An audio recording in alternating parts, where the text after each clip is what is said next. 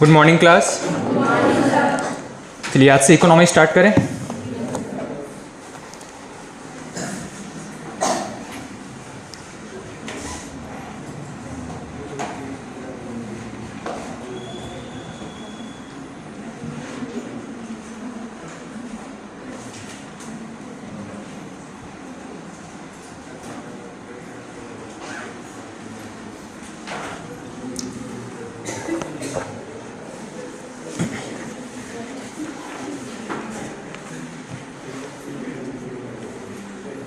चलिए,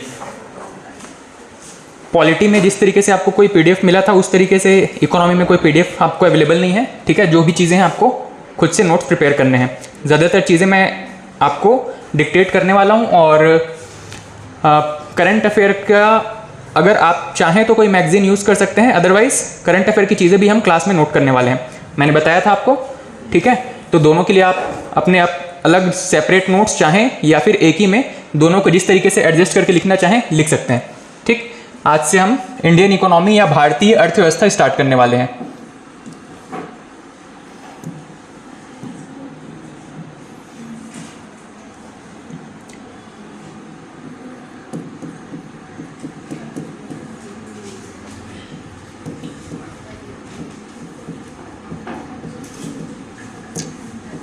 Indian economy या भारतीय अर्थव्यवस्था। ठीक, अब भारतीय अर्थव्यवस्था को पढ़ने से पहले हमको अर्थव्यवस्था क्या चीज़ होता है और अर्थव्यवस्था जो है वो किससे उत्पन्न हुआ है, ये चीज़ हमको समझना चाहिए। देखिए, सबसे पहले एक शब्द है आपका अर्थशास्त्र। ठीक, ये जो अर्थशास्त्र है इसमें भी अगर आप इसका संधि विच्छेद करेंगे तो इसमें आपको दो शब्द मिलता है, एक है अर्थ और एक है क्या, शास्त्र। अर्थ का मतलब यहां पर किस चीज से है, धन या संपत्ति से, धन या संपत्ति। और शास्त्र का मतलब क्या है, किसी विषय का अध्ययन। कोई विषय है जिसका कि अध्ययन है, जैसे कि समाजशास्त्र, रसायन शास्त्र। ठीक है, इस तरीके से किसी विषय का जो अध्ययन है इसको हम शास्त्र कहते हैं। और अर्थ का मतलब यहाँ पर धन या संपत्ति के रूप में है। ठीक, तो जब हम अर्थशास्त्र की बात करते हैं तो धन या संपत्ति का अध्ययन जो है वो, धन या संपत्ति से संबंधित जो विषय है इसका अध्ययन क्या कहलाता है, अर्थशास्त्र कहलाता है। लेकिन जब हम बात करते हैं अर्थव्यवस्था क्या चीज़ है, तो अर्थव्यवस्था जो है वो इसी अर्थशास्त्र एक विषय का अर्थशास्त्र नाम का जो विषय है इस विषय का हमारे प्रैक्टिकल लाइफ में, इसका प्रैक्टिकल लाइफ में क्या एप्लीकेशन है। ठीक, इस विषय का हमारे जीवन में क्या प्रैक्टिकल एप्लीकेशन है, इस चीज को हम क्या कहते हैं, अर्थव्यवस्था कहते हैं। जनरली जब अर्थव्यवस्था की बात आती है तो ये किसी इंडिविजुअल के लिए ना हो करके एक बड़े से समाज या क्षेत्र के लिए इसका वर्णन किया जाता है। जब भी हम अर्थव्यवस्था नाम का शब्द यूज करते हैं तो इसके साथ में किसी देश या किसी क्षेत्र का नाम उपयोग करना जरूरी होता है। जैसे कि हम अपने घर की अर्थव्यवस्था नहीं कह सकते, बल्कि हम कहेंगे कि हमारे राज्य की अर्थव्यवस्था या फिर हमारे देश की अर्थव्यवस्था या फिर हमारे पूरे विश्व की अर्थव्यवस्था। ठीक है, तो जब बात करते हैं एक विषय के रूप में जब अर्थव्यवस्था है तो ये जो है किसी क्षेत्र के साथ मिलकर के उस भौगोलिक सीमा की जो आर्थिक स्थिति है, आर्थिक गतिविधियां हैं, इसका जो वर्णन है इसको हम क्या कहते हैं, उस क्षेत्र की, उस देश की, उस समाज की अर्थव्यवस्था कहते हैं। ठीक है, तो उस क्षेत्र में जो आर्थिक गतिविधियां हैं, उस क्षेत्र की आर्थिक गतिविधियों का समुच्चय उस क्षेत्र की अर्थव्यवस्था कहलाता है। वहां पर जो भी इकोनॉमिकल एक्टिविटीज हो रही हैं, इन आर्थिक गतिविधियों का पूरा समुच्चय क्या कहलाता है, वहां की अर्थव्यवस्था कहलाता है। ठीक, तो आप सबसे पहले एक चैप्टर हेडिंग डाल दीजिए, भारतीय अर्थव्यवस्था। और इसमें सबसे पहले हम शुरुआत करेंगे इन दो टर्म्स के साथ, इन दो शब्दों के साथ। सबसे पहला शब्द आप नोट कर लीजिएगा, अर्थशास्त्र। अर्थव्यवस्था में सबसे पहला शब्द है आपका भारतीय अर्थव्यवस्था। इस सब्जेक्ट में सबसे पहला शब्द है आपका अर्थशास्त्र। इसमें 2-3 पॉइंट्स लिख लीजिए जहां से बिल्कुल टू द पॉइंट कुछ क्वेश्चंस बनने की संभावना होती है।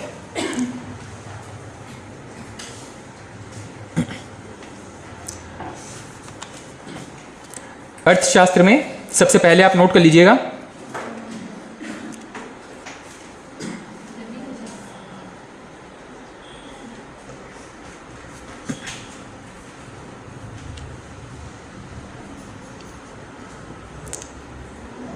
अर्थ का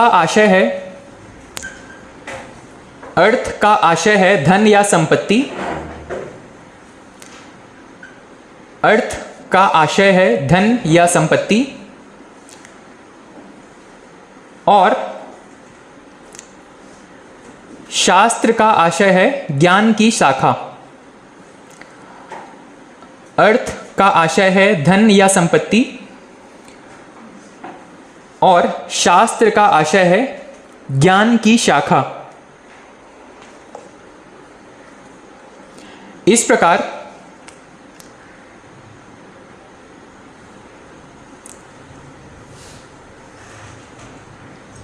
धन या संपत्ति के अध्ययन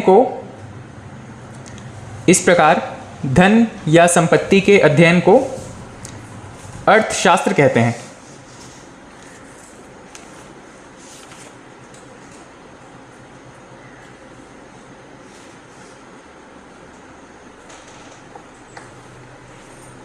नेक्स्ट पॉइंट है इसी में,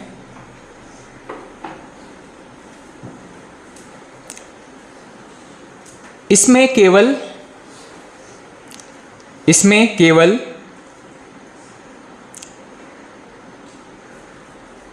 सैद्धांतिक पक्षों का अध्ययन किया जाता है। इसमें केवल सैद्धांतिक पक्षों का अध्ययन किया जाता है।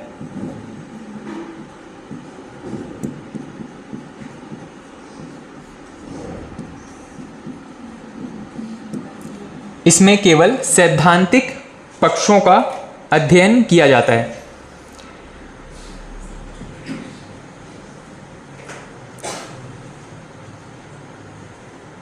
नेक्स्ट पॉइंट है, यह अपने आप में एक विषय है।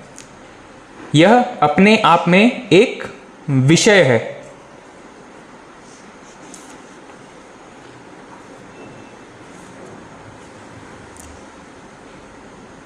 ठीक, नेक्स्ट हेडिंग डाल दीजिएगा, अर्थव्यवस्था। अर्थव्यवस्था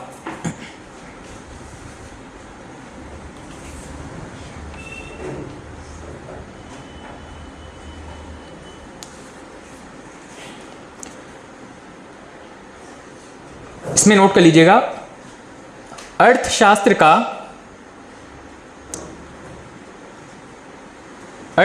का व्यवहारिक उपयोग, अर्थशास्त्र का व्यवहारिक उपयोग, प्रैक्टिकल एप्लीकेशन, अर्थशास्त्र का व्यवहारिक उपयोग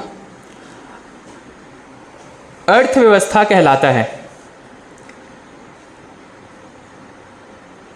अर्थशास्त्र का व्यवहारिक उपयोग या प्रैक्टिकल एप्लीकेशन अर्थव्यवस्था कहलाता है।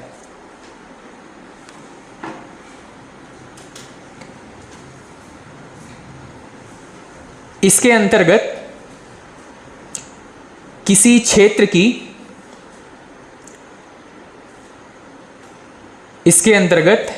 क्षेत्र के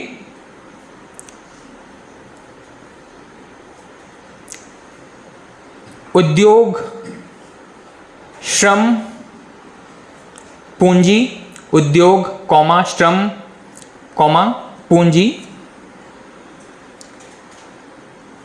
इत्यादि साधनों से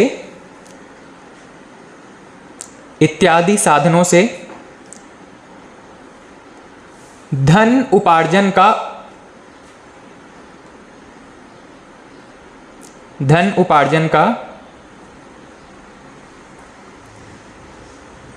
उल्लेख किया जाता है।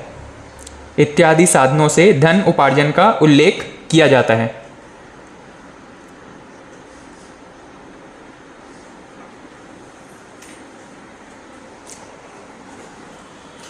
नेक्स्ट और बहुत इंपॉर्टेंट पॉइंट है, इसको नोट करिएगा। इसी में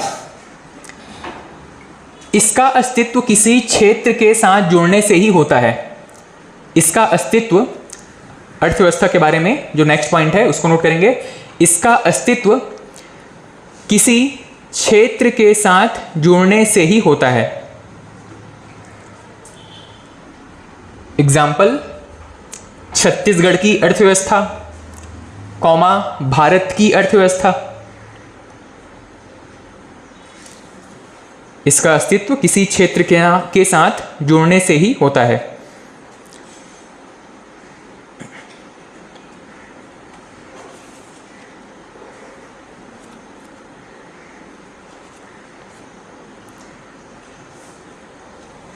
ठीक, ये तो हमने बात किया बेसिक अर्थशास्त्र और अर्थव्यवस्था में किस तरीके का डिफरेंस है। अर्थशास्त्र क्या है? एक विषय है। अर्थशास्त्र क्या है? एक विषय है। और अर्थव्यवस्था क्या है? उसका प्रैक्टिकल एप्लीकेशन। बेसिक से जो हमेशा आपको याद रहना चाहिए वो पॉइंट क्या है? अर्थशास्त्र क्या है? एक विषय है और अर्थव्यवस्था उसका प्रैक्टिकल एप्लीकेशन है, व्यवहारिक ज्ञान है। ठीक, इसमें कुछ ऐसे अर्थशास्त्री हुए हैं जिन्होंने अर्थशास्त्र के बारे में अपने अपने कुछ डेफिनेशन दिए हैं। अर्थशास्त्र क्या है इसको लेकर के अलग अलग अर्थशास्त्री हैं, विश्व के अलग अलग अर्थशास्त्री हैं। इन्होंने बहुत सारे डेफिनेशन दिए हैं जहां से बिल्कुल वन लाइनर क्वेश्चन पूछा जाता है, जिसमें से एक नाम, जब आपने कभी भी अर्थव्यवस्था पढ़ा होगा, इसमें से एक नाम आपने बहुत ज्यादा पढ़ा हुआ है। एक नाम क्या है इसका? Adam Smith. ठीक, ऐसे ही 3-4 नाम है जहां से प्रश्न पूछे गए हैं प्रीवियस कुछ ईयर्स में। पहले बहुत उतना किसी विषय पर जो डेप्थ में नहीं पूछा जाता था, तब एडम स्मिथ की एक किताब का ही नाम पूछ लेता था, पर अब 3-4 इंपॉर्टेंट इकोनॉमिस्ट है जिनके बारे में प्रश्न पूछा जाता है। ठीक है, तो अब यहां पे आप एक नेक्स्ट हेडिंग डाल दीजिएगा, प्रमुख अर्थशास्त्री एवं उनके विचार। प्रमुख अर्थशास्त्री एवं उनके विचार। अर्थव्यवस्था को या अर्थशास्त्र को किस तरीके से डिफाइन करते हैं, इस संबंध में उनके क्या क्या विचार हैं। प्रमुख अर्थशास्त्री एवं उनके विचार। सबसे पहला नाम है इसमें एडम स्मिथ।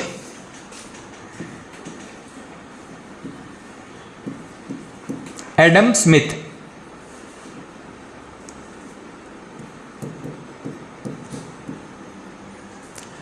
सबसे पहला नाम है इसमें एडम स्मिथ।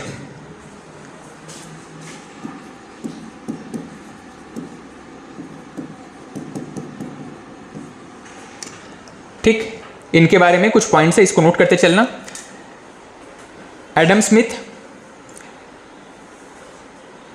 सबसे पहला चीज, ये किस देश के अर्थशास्त्री हैं?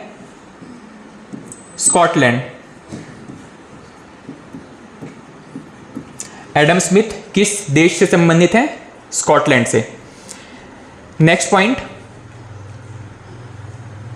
इन्हें आधुनिक अर्थव्यवस्था का जनक कहा जाता है। सॉरी, इनको आधुनिक अर्थशास्त्र का जनक कहा जाता है। एडम स्मिथ को आधुनिक अर्थशास्त्र का जनक कहा जाता है, father of modern economy. Adam Smith को आधुनिक अर्थशास्त्र का जनक कहा जाता है। इनकी एक किताब बहुत फेमस है, उस किताब का नाम लिख लीजिएगा। इनकी एक बुक है, उस किताब का नाम बहुत फेमस है, वैसे आपने पढ़ा होगा, वेल्थ ऑफ नेशंस, पर इस किताब का पूरा नाम नोट कर लीजिएगा, an inquiry into the nature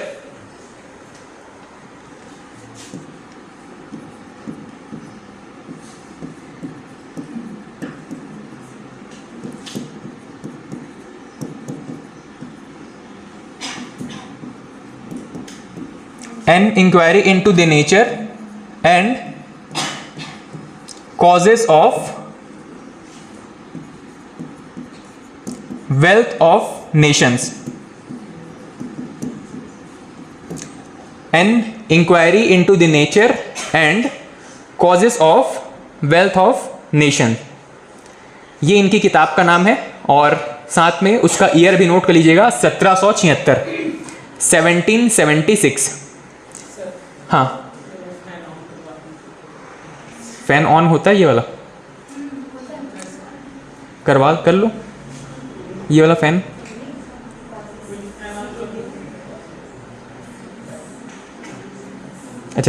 कुछ लोगों को फैन चाहिए, कुछ को नहीं चाहिए, ऐसा है क्या? चालू कर दो।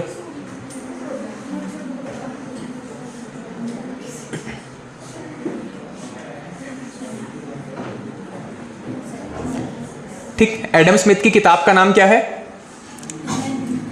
N inquiry into the nature and causes of wealth of nations. Generally exam में सिंपली आपको वेल्थ ऑफ नेशन करके बस पूछ लेता है, पर इस किताब का पूरा नाम आप याद रखेंगे। क्या नाम है? An inquiry into the nature and causes of wealth of Nations.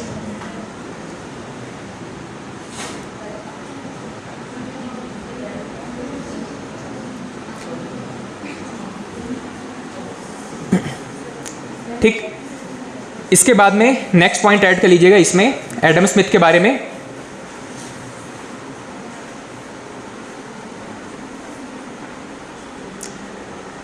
Adam Smith के बारे में एक पॉइंट ऐड करिएगा।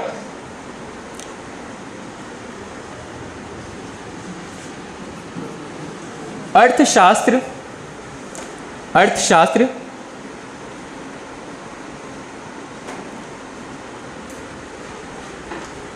धन का विज्ञान है।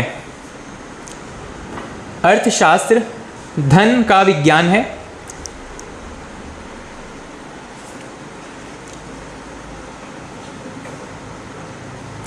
जो राष्ट्रों की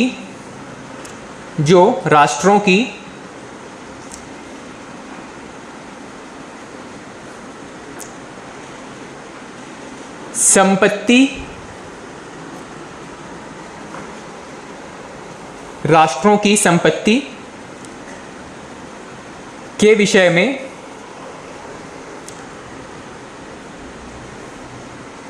अध्ययन करता है। जो राष्ट्रों की संपत्ति के विषय में अध्ययन करता है।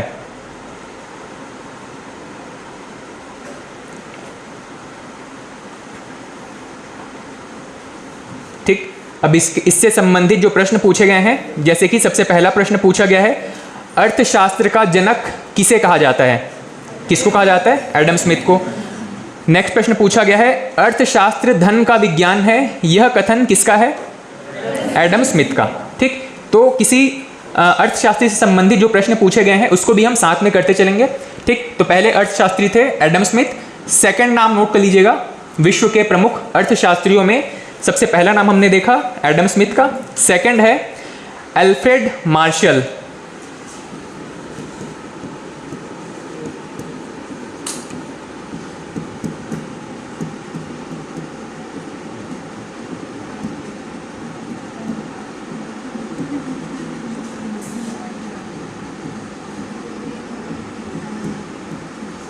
Alfred Marshall. अल्फ्रेड मार्शल, इनके बारे में बस पॉइंट्स नोट करते चलेंगे। सबसे पहला पॉइंट, अर्थशास्त्र विज्ञान एवं कला दोनों हैं। इनका कथन है अर्थशास्त्र विज्ञान एवं कला दोनों हैं। अर्थशास्त्र विज्ञान एवं कला दोनों हैं।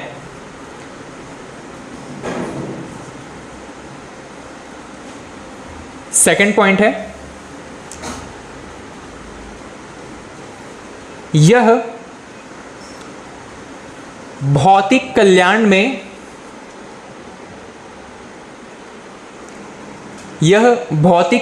में वृद्धि के कारणों का अध्ययन करता है। यह विषय की बात हो रही है, अर्थशास्त्र जो है वो भौतिक कल्याण में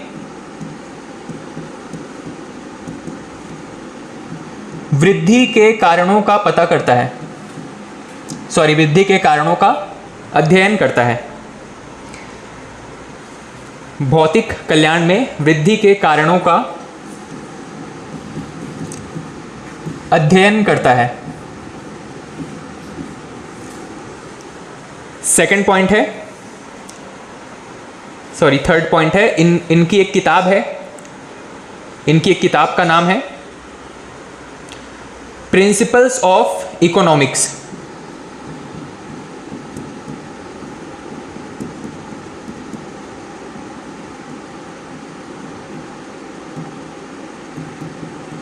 प्रिंसिपल्स ऑफ इकोनॉमिक्स। साथ में इसका ईयर भी नोट कर लीजिएगा, 1890, 1890। Principles of economics 1890। ठीक, एल्फ्रेड मार्शल के बारे में 2-3 पॉइंट आपने नोट किए। सबसे पहली चीज, अर्थशास्त्र विज्ञान और कला दोनों है। उसके बाद में यह भौतिक कल्याण में वृद्धि के कारणों का अध्ययन करता है। और तीसरा, इनका किताब का नाम है principles of economics, 1890।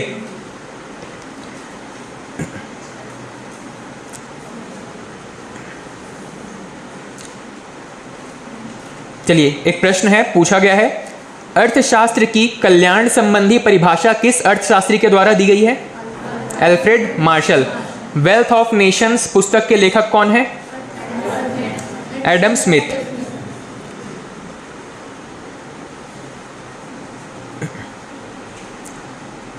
Principles of economics कब लिखा गया था? 1890 में। वेल्थ ऑफ नेशंस कब लिखा गया था? 1776 या 73? 1776 में। ठीक, नेक्स्ट अर्थशास्त्री का नाम नोट कर लीजिएगा।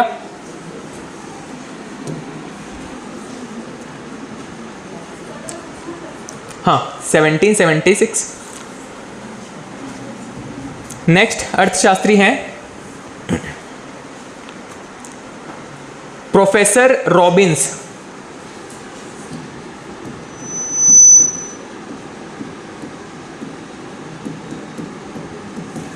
Professor Robins.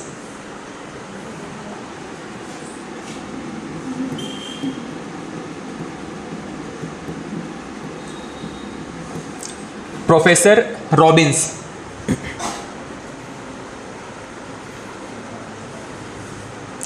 ठीक, इसमें सबसे पहला पॉइंट नोट कर लीजिएगा,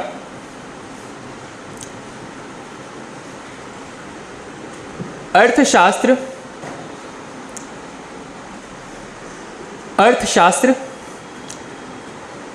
साध्य और सीमित साधनों का,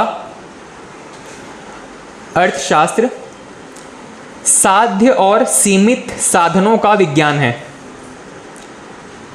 अर्थशास्त्र साध्य और सीमित साधनों का विज्ञान है।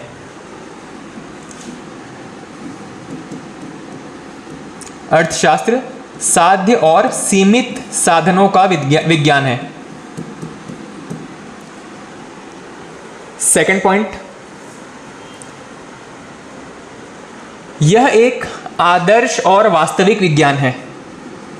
अर्थशास्त्र के बारे में ही कहा है इन्होंने, यह एक आदर्श और वास्तविक विज्ञान है।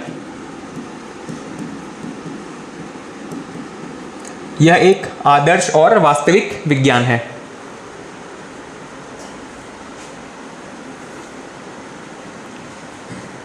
नेक्स्ट, इनकी एक किताब है, इसका भी नाम नोट कर लीजिएगा।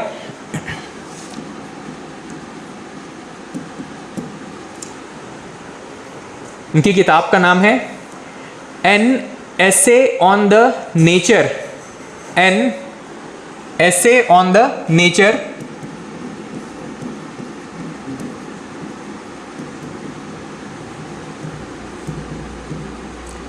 An essay on the nature and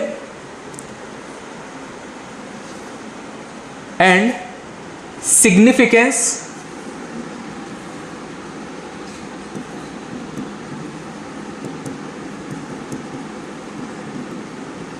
of economic science, an essay on the nature and significance of economic science, an essay on the nature and significance of economic science, ये इनकी किताब का नाम है।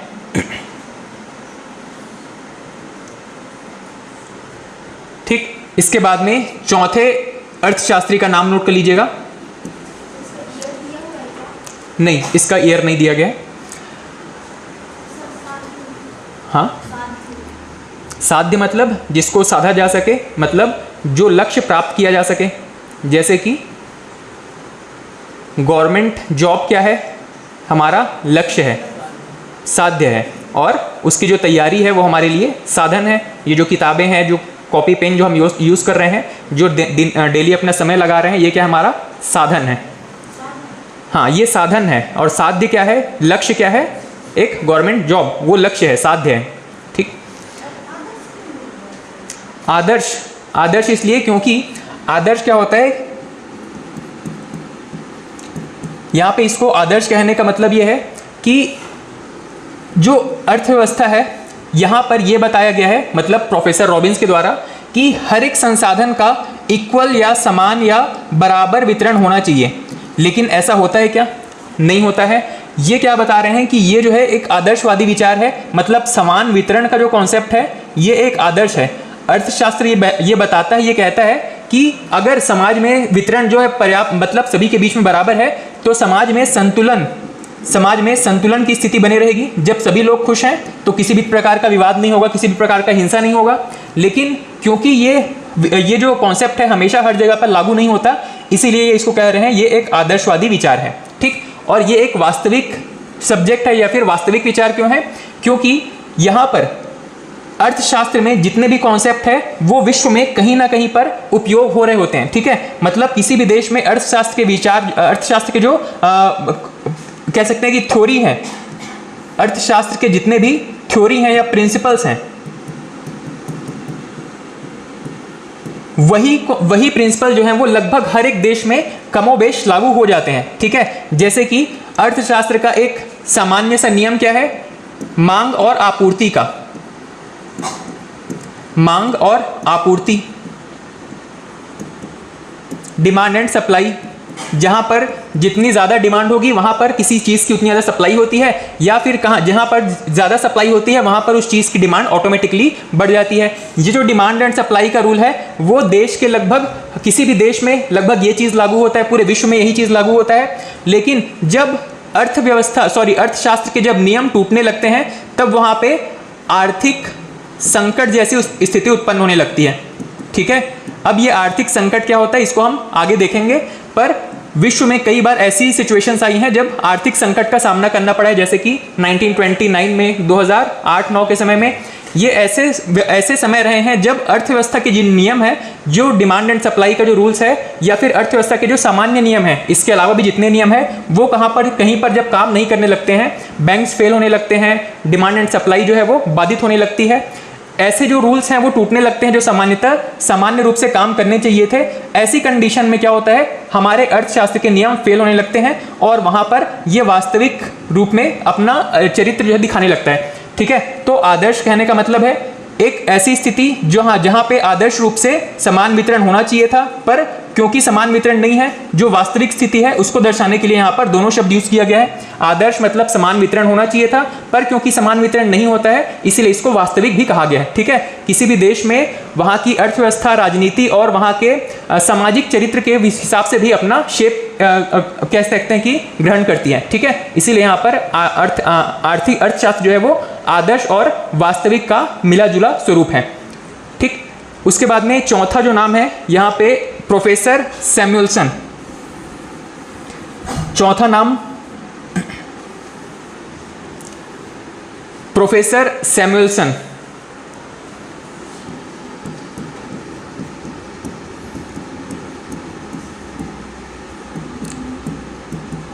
प्रोफेसर सैमुएल्सन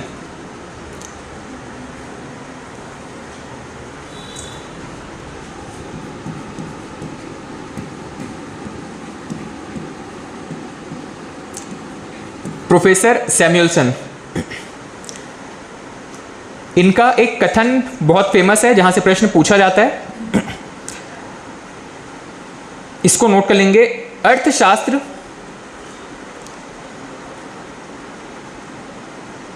अर्थशास्त्र समस्त आर्थिक साधनों द्वारा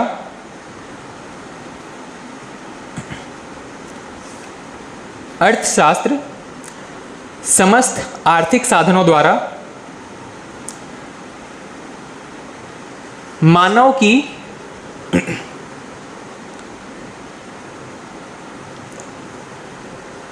वर्तमान और भविष्य की आवश्यकताओं को मानव की वर्तमान और भविष्य की आवश्यकताओं को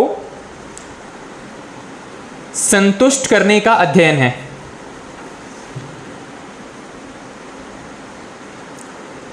मानव की वर्तमान और भविष्य की आवश्यकताओं को संतुष्ट करने का अध्ययन है।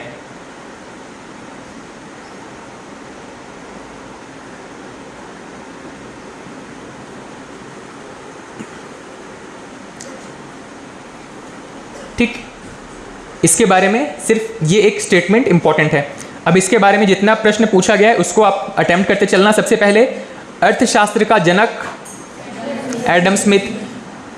अर्थशास्त्र धन का विज्ञान है, किसने कहा था? Adam Smith. अर्थशास्त्र सीमित साधनों का विज्ञान है, प्रोफेसर रॉबिन्स ने।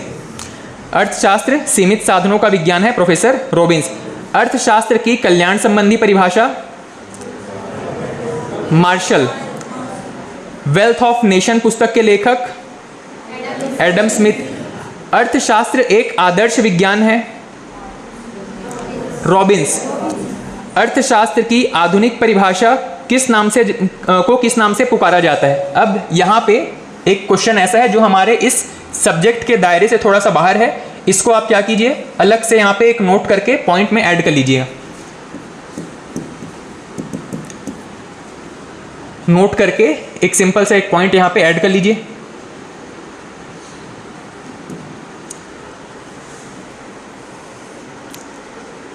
इसमें एक प्रश्न पूछा गया है, उसका आंसर आपको इस सब्जेक्ट में, मतलब हम जो चैप्टर पढ़ रहे हैं उसमें कहीं पे नहीं मिलेगा, इसलिए इसको नोट करके यहाँ पे ऐड कर लीजिए।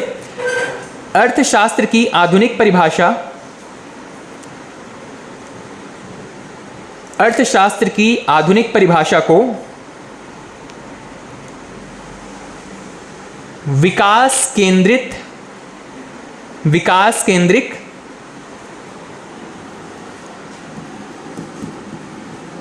डेवलपमेंट सेंटर्ड, विकास केंद्रित अर्थशास्त्र कहा जाता है। अर्थशास्त्र की आधुनिक परिभाषा को विकास केंद्रित या डेवलपमेंट सेंटर्ड अर्थशास्त्र कहा जाता है। नेक्स्ट क्वेश्चन है, अर्थशास्त्र विज्ञान एवं कला दोनों है, यह किसका कथन था? मार्शल। आर्थिक विकास के लक्ष्य को प्राप्त करने के लिए मुख्य समस्या साधनों के विकास एवं वृद्धि की है, यह कथन किसका है? प्रोफेसर सैमुअल्सन में आपने एक स्टेटमेंट लिखा है, आर्थिक साधनों द्वारा मानव के वर्तमान और भविष्य की आवश्यकताओं को संतुष्ट करने का अध्ययन है। ठीक है, मतलब वहां पर समस्या क्या है? आर्थिक संसाधनों के वर्तमान और भविष्य के उसके सतत आर्थिक जो संसाधन है इसको मनुष्य ने जो भविष्य भूतकाल में अपने यूज किया है उसको वर्तमान में भी बचाए रखना और आने वाली पीढ़ियों के लिए भी, भविष्य के लिए भी बचाए रखना, यही एक चैलेंज है, यही इस क्वेश्चन का क्रक्स है या सार है। ठीक है, यही चीज प्रश्न में पूछा गया है। आर्थिक विकास के लक्ष्य को पूरा करने के लिए मुख्य समस्या संसाधनों के विकास एवं वृद्धि की होती है, यह किसका है? यह कथन किसका है? सैमुअल्सन का। सैमुअल्सन का जो डेफिनेशन आपने लिखा था उसी से ये क्वेश्चन जो है वो डिराइव किया गया था। नेक्स्ट, अर्थशास्त्र एक वास्तविक विज्ञान है। वास्तविक विज्ञान किसका था? रॉबिन्स का। आदर्शवादी विज्ञान है किसका था? रॉबिन्स का। प्रिंसिपल ऑफ इकोनॉमिक्स, इसके लेखक कौन है? Marshall. Nature and significance of economic sciences, nature and significance of economic sciences, Robbins. ठीक, यहाँ पे जितने आपके प्रमुख अर्थशास्त्री थे, वहां पे लगभग इतने प्रश्न पूछे गए हैं। एक और प्रश्न पूछा गया है, अर्थशास्त्र को सीमित या दुर्लभता का विज्ञान कहा गया है। सीमित या दुर्लभता का विज्ञान कहा गया है किसके द्वारा? रॉबिन्स के द्वारा। रॉबिन्स के डेफिनेशंस में, उसके पॉइंट्स में आपको मिलेगा साध्य एवं सीमित साधनों का अध्ययन का विज्ञान है। ठीक है, तो सीमित साधनों का अध्ययन किसने कहा था? रॉबिन्स ने। इसके बाद में नेक्स्ट हेडिंग डाल दीजिएगा, ये जो 3-4 आपके प्रमुख अर्थशास्त्री हैं विश्व के, इनके बारे में जितने प्रश्न पूछे गए हैं उसको हमने लगभग कवर कर लिया है। कुछ और अर्थशास्त्री हैं जो कि समय समय पे आपको अलग अलग चैप्टर में मिलेंगे। ठीक, नेक्स्ट हेडिंग है अर्थशास्त्र का वर्गीकरण। अर्थशास्त्र का वर्गीकरण।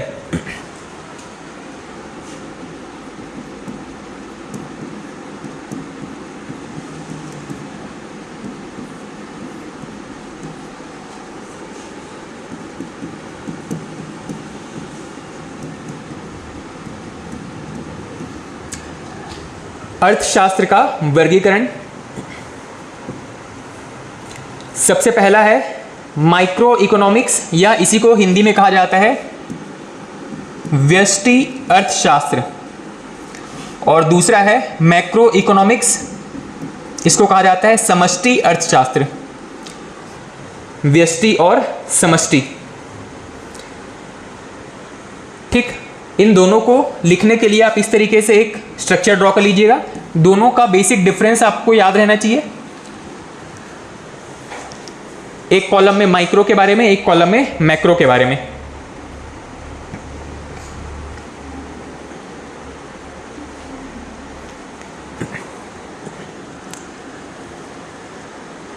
अर्थशास्त्र को 2 पार्ट्स में कैटेगराइज किया गया है। ये जनरली आपके एनसीईआरटी में ये चीज दी गई है, इसीलिए इंपॉर्टेंट है।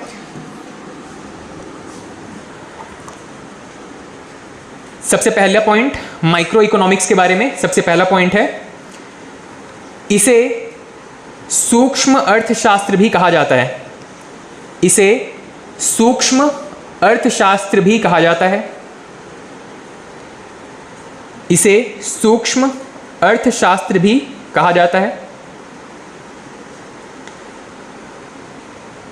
सेकंड पॉइंट है, इसी में माइक्रो इकोनॉमिक्स में सेकंड पॉइंट है, इसमें व्यक्तिगत आर्थिक इकाइयों का अध्ययन किया जाता है।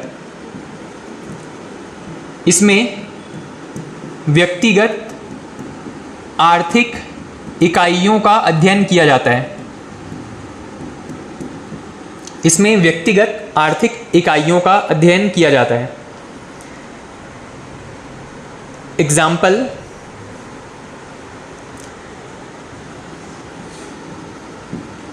एग्जाम्पल, एक उपभोक्ता,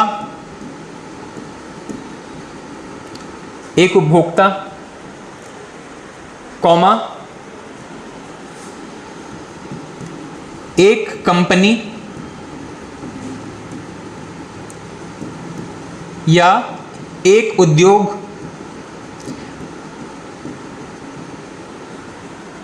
ठीक। सिंगल यूनिट के फॉर्म में जब हम इकोनॉमी का स्टडी करते हैं, इसको कहा जाता है माइक्रो इकोनॉमिक्स, जहां पे व्यक्तिगत आर्थिक इकाइयों का अध्ययन किया जा रहा है। ठीक, हाँ, सेकंड पहले मैक्रो नोट कर लो, उसके बाद में समझ में आ जाएगा। मैक्रो में नोट करिएगा सबसे पहला पॉइंट, इसे वृहद अर्थशास्त्र भी कहा जाता है। इसे वृहद अर्थशास्त्र भी कहा जाता है।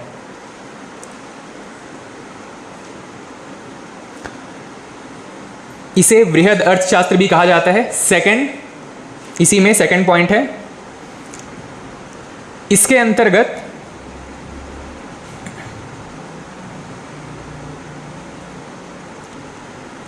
संपूर्ण अर्थव्यवस्था का अध्ययन किया जाता है। इसके अंतर्गत संपूर्ण अर्थव्यवस्था का अध्ययन किया जाता है।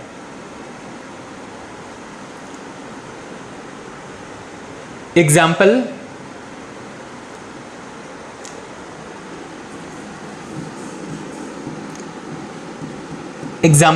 राष्ट्रीय आय, कॉमा गरीबी, कॉमा बेरोजगारी,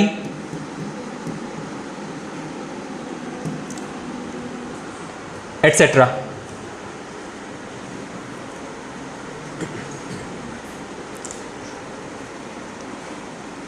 ठीक, ये जो दोनों पॉइंट है ये आपके माइक्रो और मैक्रो इकोनॉमिक्स को डिफाइन करते हैं। हाँ,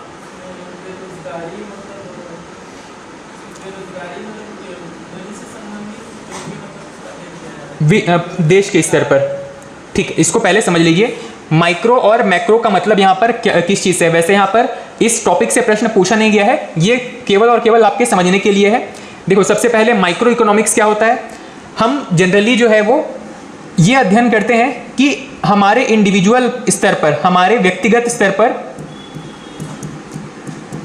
अर्थशास्त्र हमारे जीवन में किस तरीके से प्रभाव डालता है। तो एक व्यक्ति के जीवन में क्या क्या चीज़ें हैं। हम जो पैसे कमाते हैं वो सामान्य रूप से हम या तो बाजार में खर्च करेंगे,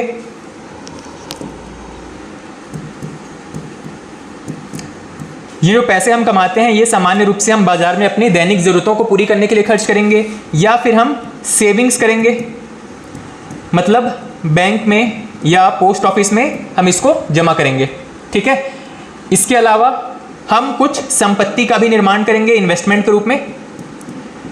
ये जो सारी की सारी इकोनॉमिक एक्टिविटी हो रही है किसी इंडिविजुअल के लाइफ में, एक व्यक्ति के लाइफ में, ठीक है, इसको हम किसके अंतर्गत रखते हैं, माइक्रो इकोनॉमिक्स के अंदर। मतलब ये जो है अर्थव्यवस्था का, एक अर्थशास्त्र का एक सूक्ष्म अध्ययन है।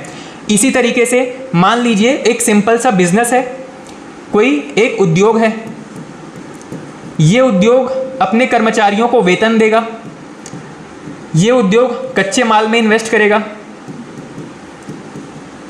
इस उद्योग को कच्चे माल के थ्रू प्रोसेसिंग करने के बाद जब इसका फाइनल गुड्स या सर्विस जो है बन जाएगा, उसके बाद ये इसको विक्रय करेगा और वहाँ से लाभ कमाएगा। ये विक्रय करेगा और लाभ कमाएगा।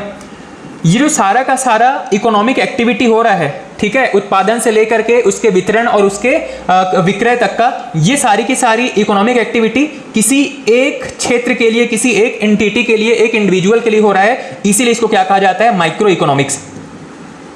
ठीक, लेकिन वही सारी चीज़ें, मान लीजिए ऐसे देश में बहुत सारे उद्योग हैं, व्यक्तिगत रूप से हम एक इंडिविजुअल पार्टिसिपेट करते हैं, पर हमारे जैसे बहुत सारे लोग मार्केट में खरीदी बिक्री कर रहे हैं, बहुत सारे लोग सेविंग्स कर रहे हैं, बहुत सारे लोग संपत्ति का निर्माण कर रहे हैं। ऐसे हमारे देश के अंदर मान लो 1.21 करोड़ लोग, 121 करोड़ लोग अगर इसी तरीके से इकोनॉमिक एक्टिविटीज में पार्टिसिपेट कर रहे हैं, ये जो है वो एक पूरा विस्तृत दायरा बन जाता है एक देश के भौगोलिक सीमा के अंदर। ठीक, अब उस देश के अंदर हम इंडिविजुअल्स पे फोकस नहीं करेंगे, बल्कि हम ओवरऑल या एवरेज जो है वहां पे मार्केट, सेविंग्स या संपत्ति के फॉर्मेशन पर फोकस करेंगे। और यही चीज जब पूरे देश के लिए, पूरे एक समाज के लिए, पूरे विश्व के लिए अध्ययन किया जाता है, उसको हम क्या कहते हैं, मैक्रो इकोनॉमिक्स। मतलब ये सूक्ष्म दायरा है और ये बहुत ही विस्तृत दायरा है। अब यहाँ पर हम किसी इंडिविजुअल की इनकम को ध्यान में नहीं रखेंगे, बल्कि हर एक इंडिविजुअल के पॉकेट में कितनी इनकम आ रही है, जिसको हम क्या कहते हैं, national income, per capita income, ठीक है, या नेशनल इनकम। ये सारी चीजें किसके अंतर्गत हम अध्ययन करते हैं, मैक्रो इकोनॉमिक्स के अंदर या समष्टि अर्थशास्त्र के अंदर। ठीक, यहां से ज्यादा आपको इसके डेफिनेशंस के बारे में प्रश्न पूछा जा सकता है कि व्यक्तिगत आर्थिक इकाइयों का अध्ययन कौन से अर्थशास्त्र की कैटेगरी में करते हैं, माइक्रो में या मैक्रो में। इसको हम माइक्रो के अंदर अध्ययन करते हैं। ठीक है, ओवरऑल इकोनॉमिक एक्टिविटीज का अध्ययन किसके अंतर्गत करते हैं, मैक्रो या समष्टि अर्थशास्त्र के अंदर करते हैं। ठीक, इससे संबंधित कोई प्रश्न पूछा नहीं गया है, इसीलिए इसके आपको कोई प्रीवियस क्वेश्चंस या फिर मॉडल क्वेश्चंस इसके बारे में नहीं मिलेंगे। ठीक, नेक्स्ट हेडिंग डाल दीजिएगा।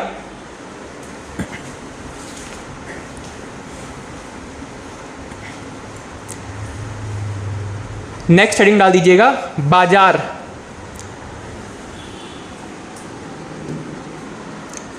नेक्स्ट हेडिंग डाल दीजिएगा बाजार या मार्केट।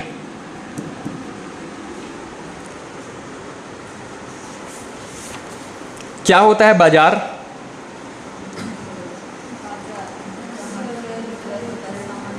जहां पर सामान का क्रय विक्रय होता है। ठीक है, और किस दिन लगता है बाजार?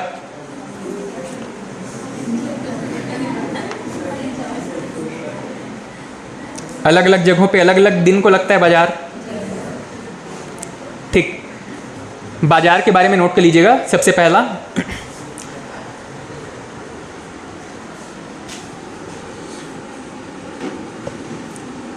ऐसा कोई शब्द सुना है आपने? जॉब मार्केट,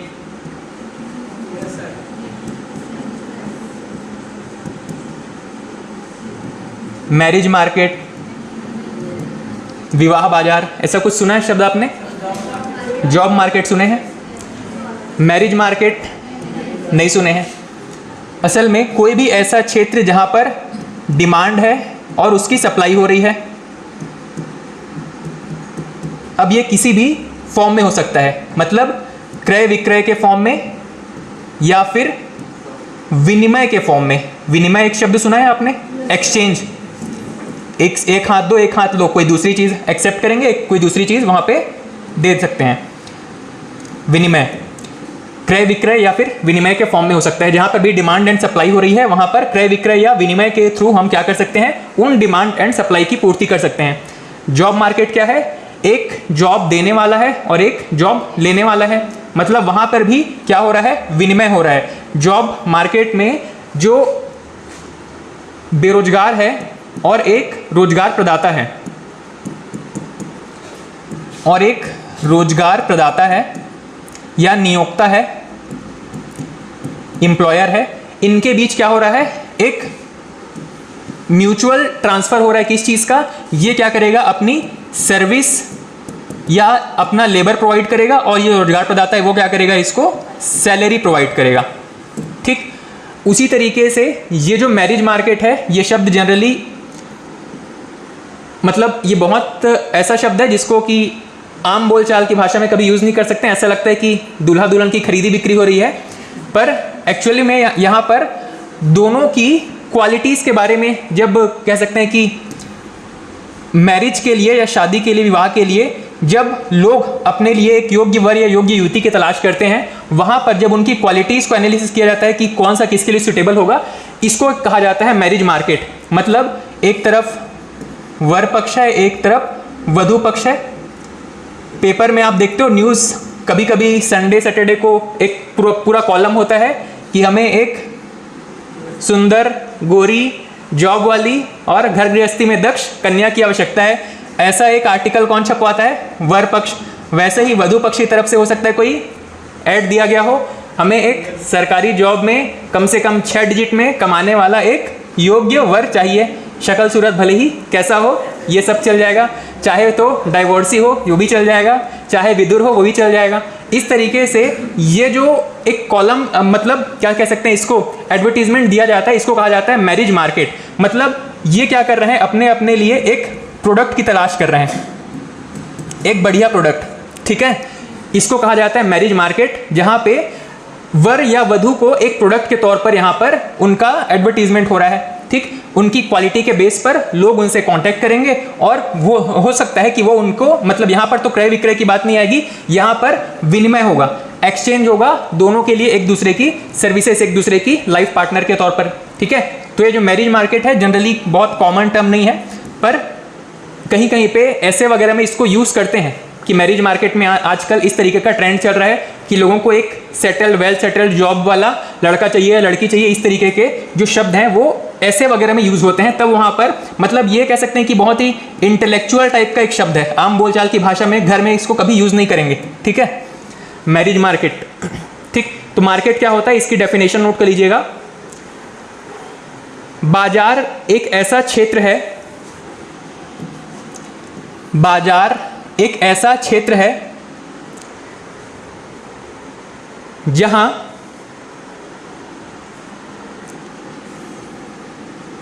आर्थिक गतिविधियां संपन्न होती हैं,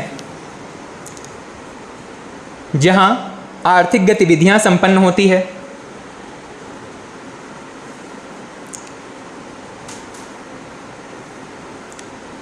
इसी में आगे कंटिन्यू करेंगे।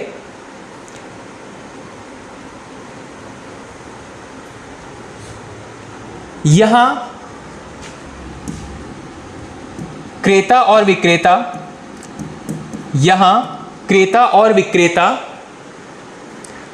आपस में मिलते हैं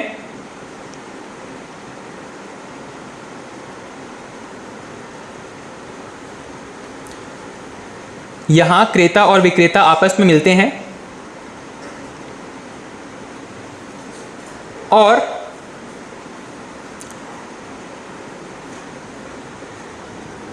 वस्तु या सेवाओं के मूल्य पर समझौता करते हैं।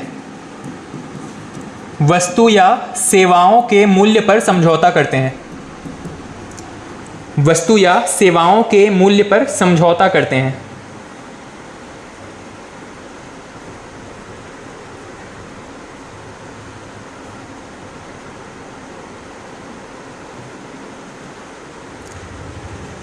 नेक्स्ट पॉइंट है इसी में, बाजार सदैव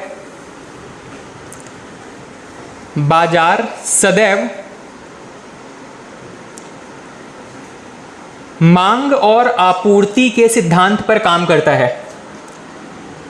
principle of demand and supply. बाजार सदैव मांग और आपूर्ति के सिद्धांत पर कार्य करता है।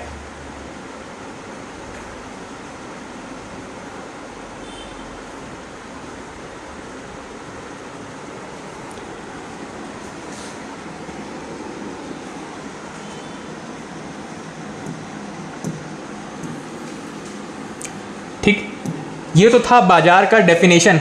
अब इसमें हमको दो शब्द पढ़ने को मिले हैं, एक है क्रेता और एक है विक्रेता। अब इस चीज़ को लेकर के एग्जामिनर क्या करता है, ये इकोनॉमी के कुछ ग्राफ्स हैं, इसके बारे में थोड़ा सा ध्यान दीजिएगा। आजकल इकोनॉमी में ग्राफ वाले क्वेश्चन भी पूछे जाते हैं। ठीक,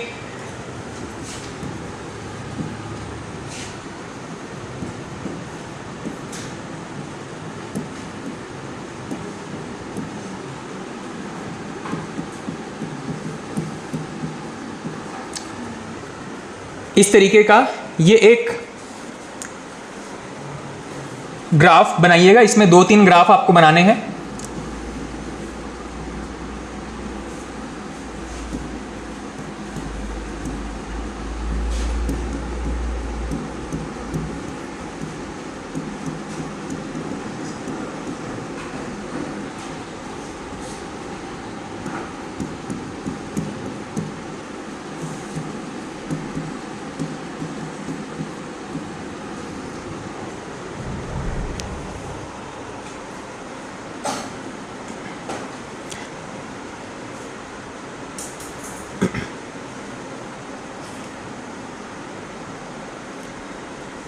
पहले वाले इमेज को आप नाम दे सकते हैं डिमांड कर्व या मांग वक्र, और सेकंड वाले को नाम दे सकते हैं पूर्ति वक्र या सप्लाई कर्व। अब एग्जाम में आपको हो सकता है कर्व यहाँ पर दिया गया हो ये, या फिर सीधे सीधे एक 1 लाइनर क्वेश्चन पूछा जाए। यहाँ पर सपोज एक क्वेश्चन हम फ्रेम करते हैं। क्वेश्चन है आपूर्ति वक्र में या फिर सप्लाई कर्व में ढाल की दिशा किस तरफ होती है। ढाल की दिशा किस तरफ होती है।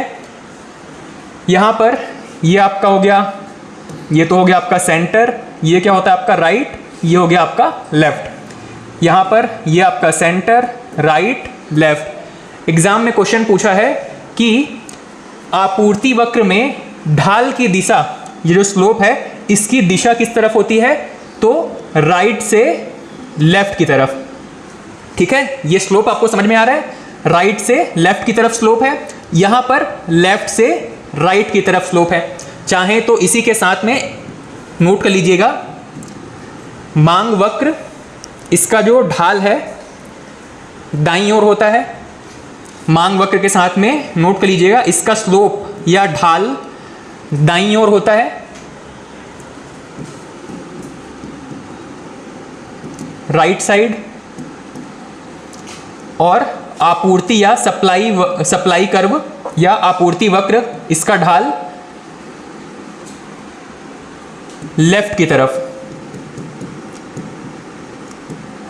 आपूर्ति वक्र दाईं ओर, सॉरी बाईं ओर होगा।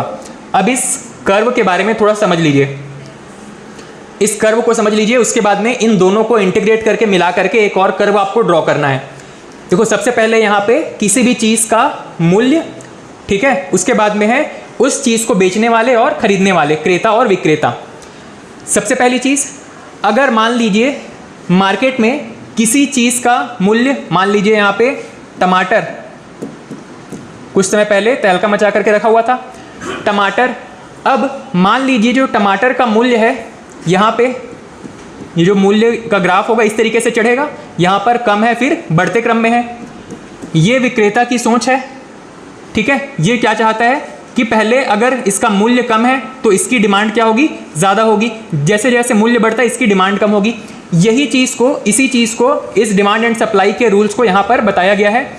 इस मूल्य कर्व में ये बताया गया है कि यहाँ पर आपके वाई एक्सिस में मूल्य जो है वो बढ़ते क्रम पर है, यहाँ पे क्रेता या खरीदने वाले की डिमांड जो है वो एक्स एक्सिस में आगे बढ़ते क्रम पर है, ठीक। अब मान लीजिए किसी चीज़ की प्राइस, किसी चीज़ का जो प्राइस है वो बहुत ज़्यादा है, ऐसी कंडीशन में जो डिमांड करने वाला है, जो क्रेता है, वो बहुत ज़्यादा डिमांड करेगा या कम डिमांड करेगा, कम डिमांड करेगा। मान लीजिए उस चीज़ के प्राइस अब धीरे धीरे कम होने शुरू हो रहे हैं, तब जो क्रेता है, खरीदने वाला है, उसकी डिमांड क्या होगी, धीरे धीरे बढ़ने लगेगी। एक ऐसा भी समय आएगा जहाँ पे उस चीज़ के जो प्राइस हैं वो एक नॉमिनल लेवल पर हो जाएंगे, उस समय पे उसके जो डिमांड है वो क्या होगी, सबसे ज़्यादा हो जाती है।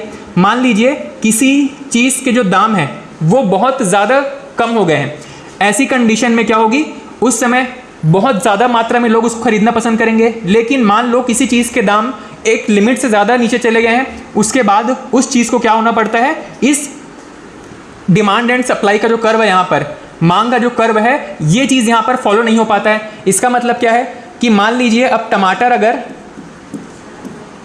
1 रुपये किलो में मिल रहा है तो क्या लोग उसको भर के अपने घर पे रखेंगे क्या, नहीं। अब वहाँ पर क्या होता है, ये जो कर्व है वो फेल होने लगता है, ठीक। ये जो कर्व है वो फेल होने लगता है, मतलब अब उसका प्राइस कितना भी कम हो जाए लेकिन अब लोग उसकी डिमांड नहीं करेंगे। ये जो है, ये जो कर्व है वो एक सिंपल सा एक जनरल स्टेटमेंट क्या बताता है कि जब किसी चीज़ का प्राइस या मूल्य जो है वो बहुत ज़्यादा है, उस समय उसकी डिमांड कैसी होगी, कम होगी। ये जो है वो डिमांड का कर्व था, यहाँ पर डिमांड है, ये उस चीज़ के प्राइस के बारे में बता रहा है। किसी चीज़ के प्राइस अगर बहुत हाई है तो उसकी जो डिमांड है वो क्या होगी, कम होगी। धीरे धीरे जैसे जैसे उसके प्राइस कम होते जाएंगे वैसे वैसे डिमांड बढ़ती जाएगी, और ये जो डिमांड है वो एक लिमिट तक ही बढ़ती है, ठीक। उसके बाद जो है वो डिमांड आगे, चाहे उस चीज़ के प्राइस कितने भी कम हो जाए, लेकिन उस चीज़ की डिमांड अब नहीं बढ़ने वाली है, ठीक है। तो यहाँ पर आकर के ये जो डिमांड एंड जो मूल्य है, प्राइस है, इसका जो ग्राफ है ये फेल हो जाता है, ठीक। इसमें ये चीज़ याद रखेंगे कि डिमांड एंड प्राइस का जो कर्व है या जो मांग का कर्व है, इसकी ढाल किस तरफ होती है, किस तरफ होती है, राइट साइड होती है। इसी तरीके से जो सेकंड कर्व आपने ड्रॉ किया है, ये हो गया आपका प्राइस, मूल्य, और ये हो गया आपका सप्लाई। अब यहां पे ये बताया गया है कि जब किसी चीज़ का जो प्राइस है वो कम होगा, ठीक है। यहां पर भी सेम चीज़, जब किसी चीज़ के प्राइस कम है तो उसके सप्लाई भी कम होती है। क्यों? क्योंकि जो विक्रेता है वो क्या चाहता है, प्रॉफिट चाहता है। विक्रेता हमेशा प्रॉफिट चाहता है और वो ऐसी चीज़ों को सेल करने की कोशिश करता है जहां पर उसका प्रॉफिट सबसे ज़्यादा हो सके।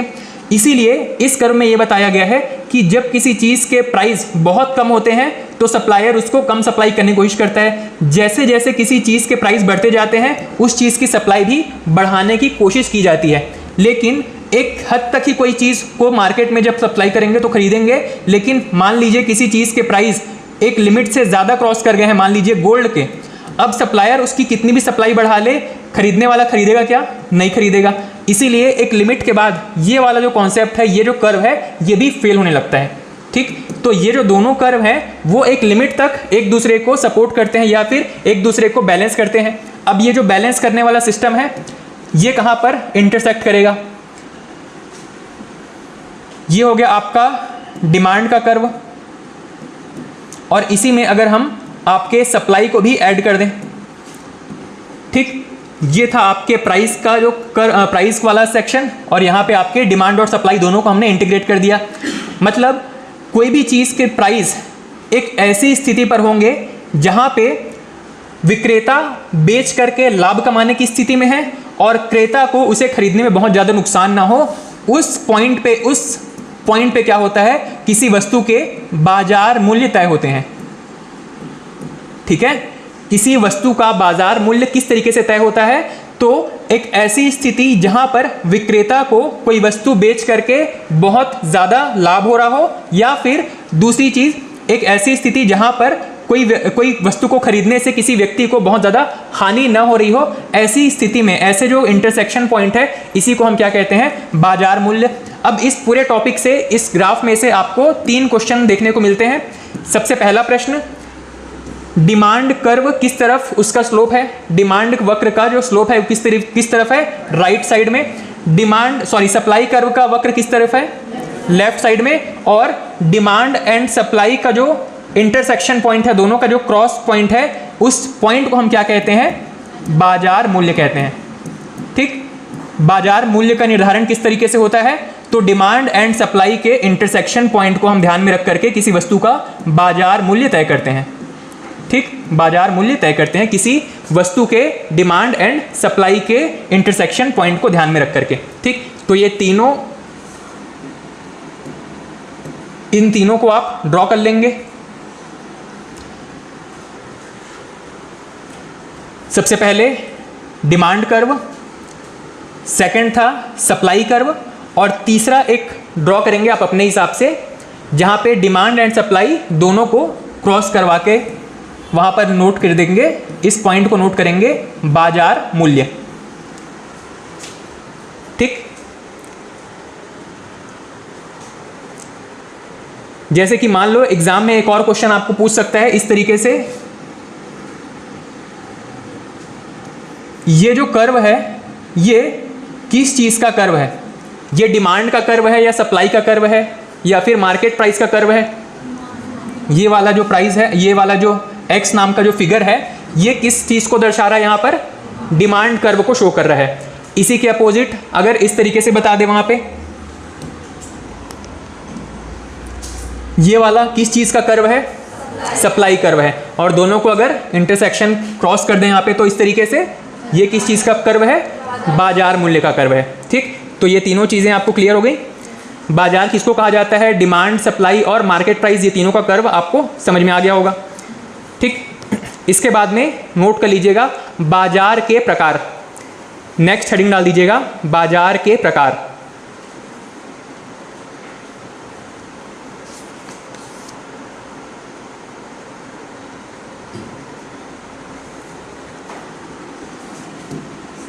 हाँ,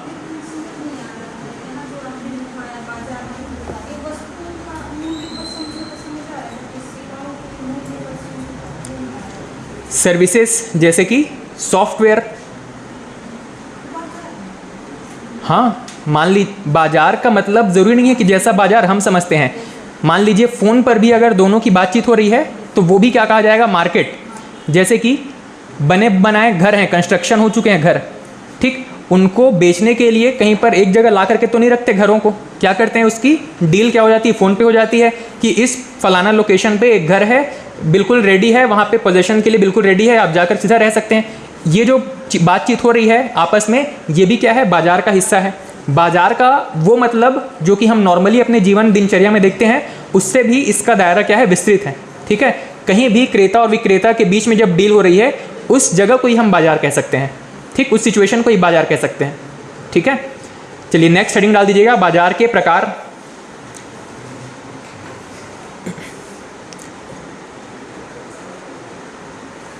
सबसे पहला है बाजार के प्रकार में, सबसे पहला है एकाधिकार बाजार, मोनोपोली मार्केट।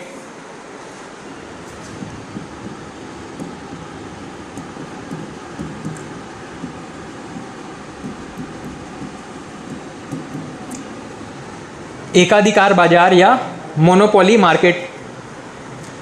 सेकंड है अल्प और अधिकार, दोनों को संधि करके लिखिएगा, अल्पाधिकार बाजार।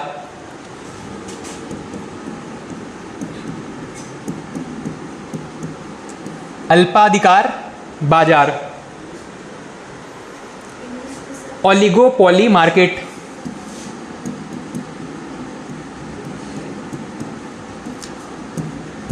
ओलिगोपोली मार्केट, और तीसरा है प्रतिस्पर्धी बाजार।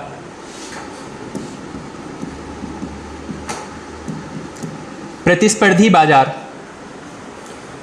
Competitive market.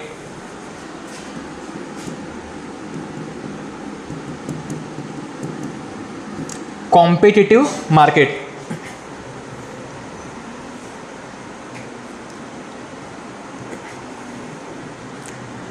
ठीक, ये जो है बाजार के अलग अलग प्रकार हैं। इसमें प्रश्न पूछे नहीं गए हैं कभी, पीएससी व्यापम में यहाँ से कोई प्रश्न पूछा नहीं गया है, पर आपको ये टर्म्स पता होने चाहिए कि एकाधिकार बाजार क्या है, अल्पाधिकार बाजार क्या है और प्रतिस्पर्धी बाजार क्या है। अब आपको इसमें ज़्यादा कुछ चीज़ें नोट करने की ज़रूरत नहीं है, जो समझने की चीज़ें हैं वो आपको याद रह जाएंगी। जैसे कि एक एग्जाम्पल लीजिए इन तीनों को समझने के लिए। टेलीकॉम सेक्टर,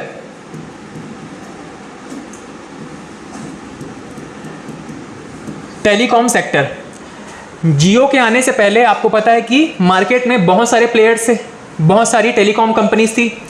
ठीक, जैसे कि आपके जियो आने से पहले क्या क्या था, एयरटेल था, बीएसएनएल था, आइडिया था, रिलायंस था, वोडाफोन था, वोडाफोन, इसके अलावा इस नाम से भी कोई सिम आप यूज़ किए थे, टाटा डोकोमो। ठीक, ये जो इतने सारे प्लेयर्स थे वो धीरे धीरे कहाँ गायब होते चले गए। मार्केट में जब जियो की एंट्री हुई, इसने अपना सामान या अपना सर्विस इतना सस्ता बेचा कि ये सभी जो है वो जो बचे हुए प्लेयर्स थे वो अपना खर्चा भी सर्वाइव नहीं कर पाए, और इनके क्या हो गई, इनकी कंपनी जो है वो धीरे धीरे किसी में या तो मर्ज हो गई या तो उन्होंने अपना बोरिया बिस्तर बांध के भारत से एग्जिट कर लिया। ठीक, अब यहाँ पर कुछ ही प्लेयर्स बचे हुए हैं जो अभी भी काम कर रहे हैं, जैसे कि जियो हो गया, एयरटेल हो गया, और आपका आइडिया एक के साथ मर्ज हो गया, आइडिया प्लस आपका आइडिया के साथ कौन मर्ज हुआ है, वोडाफोन। वोडाफोन आइडिया कहते हैं क्या। और एक सरकारी कंपनी आपकी बीएसएनएल, इसकी सर्विस इतनी खराब है कि कोई इसको लेना नहीं चाहता। बचे ये तीनों। अब इन तीनों में से चाहे कोई भी अपनी प्राइसिंग कितनी भी रखे, पर पता है उनको कि इन तीनों में से किसी न किसी के पास ही घूम फिर करके जाना होगा, मतलब इन तीनों के प्राइस ऑलमोस्ट इक्वल रहेंगे। आप कोई भी चूज करो, आपको लगभग उतना ही खर्च पड़ने वाला रहेगा। ठीक, अब इन तीनों को समझ लीजिए। एकाधिकार मार्केट का मतलब क्या होता है, मान लीजिए अब ये दोनों प्लेयर्स भी यहां से खत्म हो गए, अब यहां पर सिर्फ और सिर्फ कौन बचेगा, जियो बचेगा। वो चाहे जैसी सर्विस दे, जितनी महंगी जितनी सस्ती सर्विस दे, आपको खरीदना या यूज करना कौन सा पड़ेगा, जियो की ही सर्विस। ऐसी कंडीशन जब किसी मार्केट में कोई भी प्रतिद्वंदी ना बचे, केवल एक व्यक्ति है जो कि उस सर्विस को उस प्रोडक्ट को सप्लाई कर रहा है, ऐसी कंडीशन को हम क्या कहते हैं, एकाधिकार बाजार। ठीक है, मार्केट में किसी एक व्यक्ति का अधिकार है, मोनोपोली है, वो चाहे जिस तरीके से मार्केट को मैनिपुलेट कर सकता है, आपको जैसा भी बेचेगा आपको खरीदना पड़ेगा। दूसरा है अल्प अधिकार बाजार, ओलिगोपोली मार्केट। ये जो है आपकी इस सिचुएशन को बता रहा है जहां पे मिनिमम बहुत कम प्लेयर्स बचे हुए हैं, बहुत कम जो लोग हैं वो उस सर्विस को, उस प्रोडक्ट को सप्लाई करने वाले बचे हुए हैं, और उनके आपसी समझौते के द्वारा क्या होता है, एक प्राइस जो है वो तय हो जाती है। एक प्राइस तय हो जाती है, कोई भी प्लेयर जो है वो कोई भी सप्लायर जो है उससे कम में चीज़ें सप्लाई नहीं करेगा। इसीलिए अब आपकी मजबूरी हो जाती है कि आप किन्हीं के भी पास जाएं, आपकी जेब पे लगभग उतना ही बर्डन पड़ने वाला है। नेक्स्ट, तीसरा है प्रतिस्पर्धी बाजार या कॉम्पिटिटिव मार्केट। ये जो है इस सिचुएशन को बता रहा है, हमारे पास जब मल्टीपल ऑप्शंस हैं, जब मल्टीपल ऑप्शन है, उस समय सभी के बीच में कंपटीशन रहेगा कि कौन कितनी सस्ती और कितनी बेहतर सर्विसेज दे सकता है, ताकि अपना कंज्यूमर बेस इंक्रीज कर सके। ये जो मार्केट का ये जो तरीका है, इसको हम क्या कहते हैं, प्रतिस्पर्धी बाजार या कॉम्पिटिटिव मार्केट। ठीक है, तो मोनोपोली में क्या है, कोई एक ही विक्रेता है। अल्पाधिकारी मार्केट में क्या है, विक्रेता तो एक से ज़्यादा है पर बहुत लिमिटेड है, आपके पास ज़्यादा ऑप्शंस नहीं है। और लास्ट है कॉम्पिटिटिव मार्केट, यहाँ पे आपके पास भरपूर ऑप्शन है। और क्योंकि इन सभी को आपस में ही सर्वाइव करना है, इसीलिए ये सभी बेहतर सर्विस और लोएस्ट प्राइस पर आपको चीज़ें ऑफर करने की कोशिश करते हैं। ठीक है, तो ये तीनों चीज़ें एग्जाम के हिसाब से इंपॉर्टेंट नहीं है, बस ये शब्द आपको याद रहने चाहिए कि क्या क्या चीज़ें हैं। ठीक, हाँ हाँ